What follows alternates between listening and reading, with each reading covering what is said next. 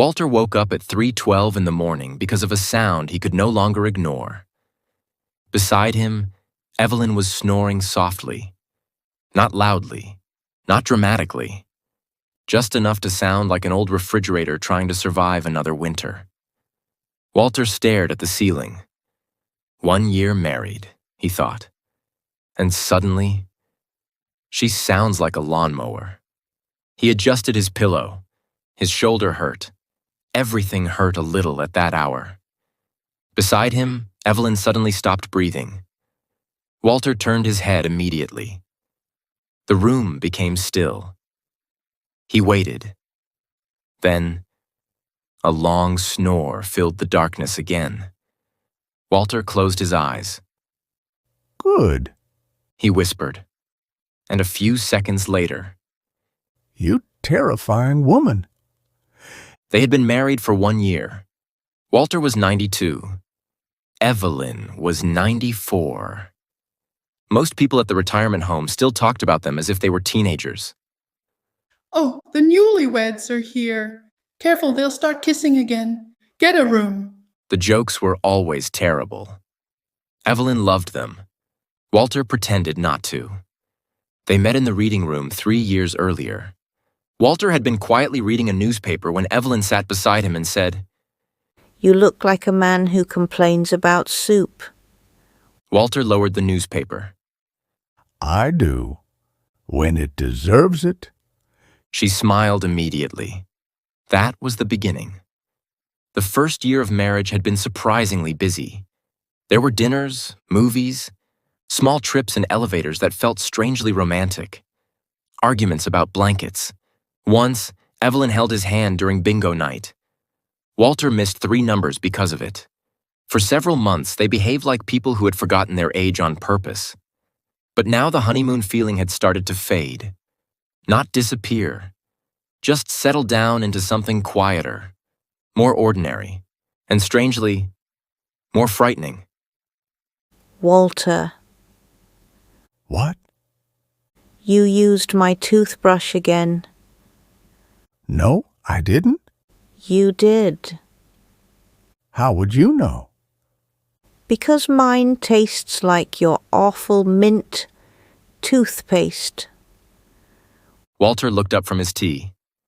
"You married me despite the toothpaste." "I married you before I understood the toothpaste situation." Some afternoons, they sat together without speaking. At first, silence between them felt elegant, comfortable. Now it sometimes felt uncertain, not because they had stopped loving each other, but because they had stopped performing love all the time.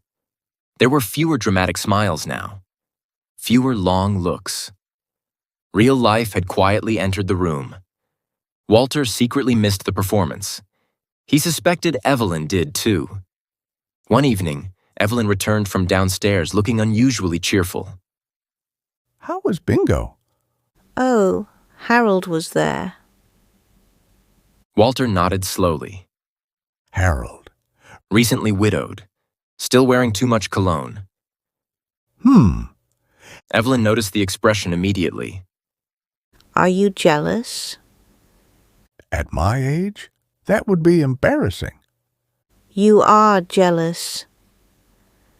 "I'm observant." She laughed. Walter tried not to smile, failed. Later that night, Evelyn found him standing near the window.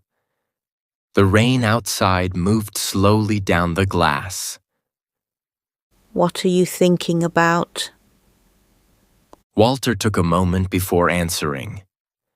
At our age, falling in love feels irresponsible. Evelyn leaned against the wall. At our age, everything feels irresponsible. Walter smiled faintly. Then his face changed again. The first year was easy. We were busy being lucky. Evelyn looked at him carefully. And now? Now it feels real. The room became quiet. Not heavy, just honest. Walter kept looking outside. When you're young, you talk about the future like it's unlimited. Evelyn nodded. But now, every plan sounds strange. Like what? Next summer, next Christmas, 5 years from now. Evelyn walked closer to him. We still get a future. Yes, but we can finally see the edges of it.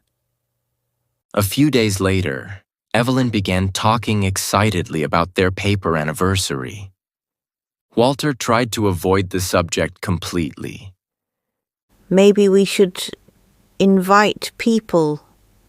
That sounds exhausting. We could have cake. We can already have cake. We could dance.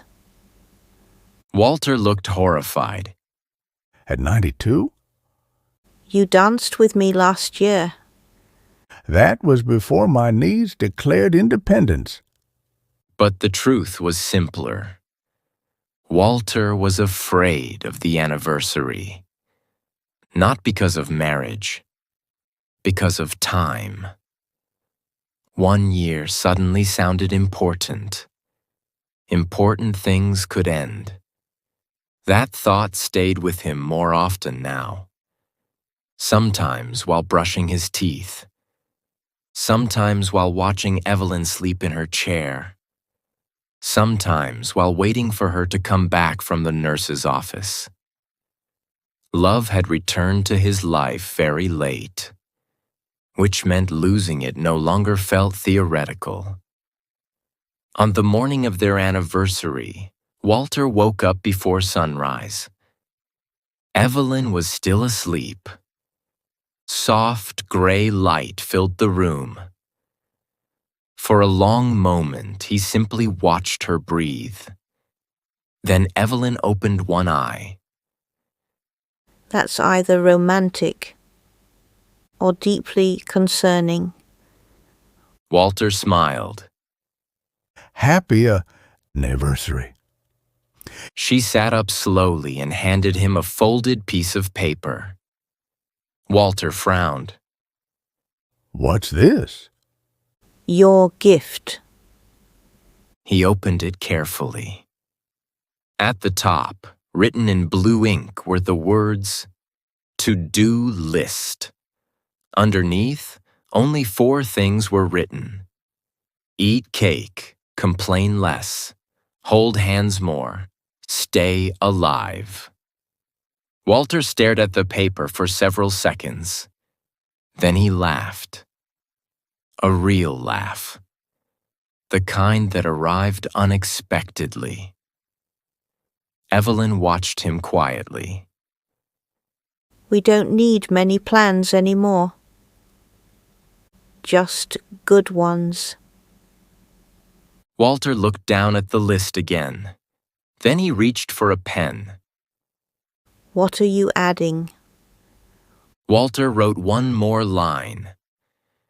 Don't waste time pretending to be calm. Evelyn read it.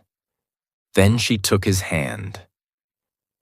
Outside, rain touched the window softly. Somewhere down the hallway, someone was arguing about television volume again. Life continued. Small, fragile, ordinary. Walter squeezed Evelyn's hand gently. It was not young love, but it was alive. And for now, that was enough.